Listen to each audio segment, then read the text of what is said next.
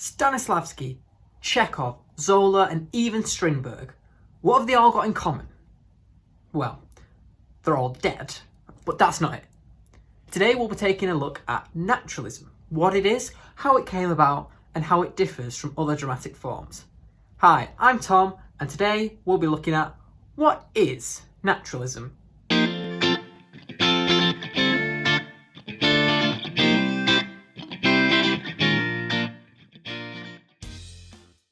Let's set the scene.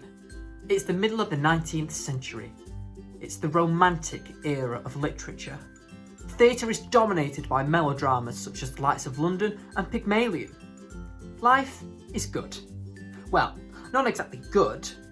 It's the middle of the Industrial Revolution. New scientific theories are being, well, theorised.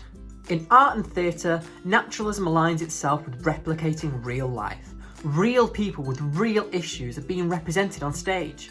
But how did it all come about? Let's start by looking at one of the core principles of naturalism, determinism. Determinism is the idea that the circumstances are a result of pre-existing conditions, or as Stanislavski will put it, the given circumstances. Now, determinism isn't just limited to the actions that come before what we see on stage.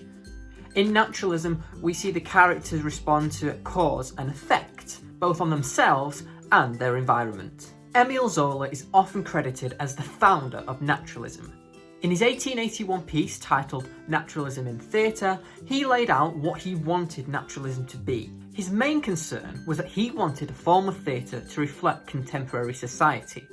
He wrote, "Shakespeare's public and Moliere's public are no longer ours, and that naturalism is the expression of our century and will not die until a new upheaval transforms our democratic world." He talked about how people are impacted by their environment and how he wanted a detailed reproduction of life on stage. Now, these ideas are quite common knowledge to us now, but at the time they were quite groundbreaking. Now, Zola didn't write this as some sort of manifesto or formula. In fact, in the piece he recognises that there is no clear formula for naturalism and that it would eventually be found through experimentation. So how was naturalism deployed on stage? Well, it relied on three interdependent methods: illusionism, the slice of life concept, and the fourth wall. Yes, the fourth wall is still a relatively new concept in theatre. Illusionism deals with this idea of using highly detailed and intricate sets to create this illusion that we are seeing something real. This lends itself to the slice of life approach.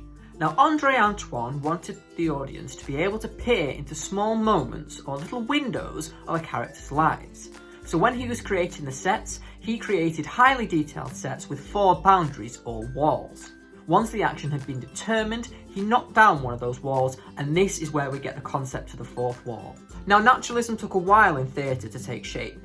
And whilst we often credit Emile Zola as being the sort of creator or birther of a naturalism in theatre, even his own plays weren't that naturalist.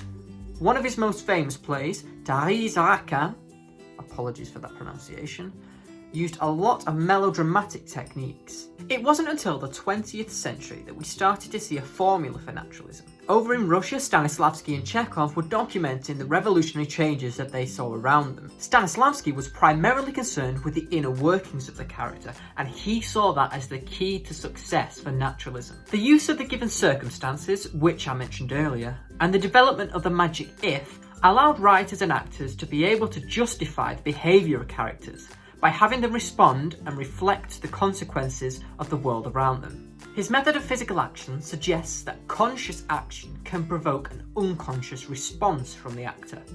And this is why emotion memory was used in his training. Emotion memory relies on thinking back to a time when you felt specific emotions and then attributing that to the actions you're about to do. This is done to achieve a more accurate representation of a character and emotions. Stanislavski's system is still used in many drama schools today, but I think it deserves its own video because there is so much to unpack. And that's all we've got time for today. There's a lot more that I could have gone into detail in, so if you want me to or you have any questions, just pop it down in the comments below. Hopefully now you have a basic understanding of naturalism and its history on stage. If you've enjoyed this video and want to know more about theatre history, be sure to like, comment and subscribe. See you soon!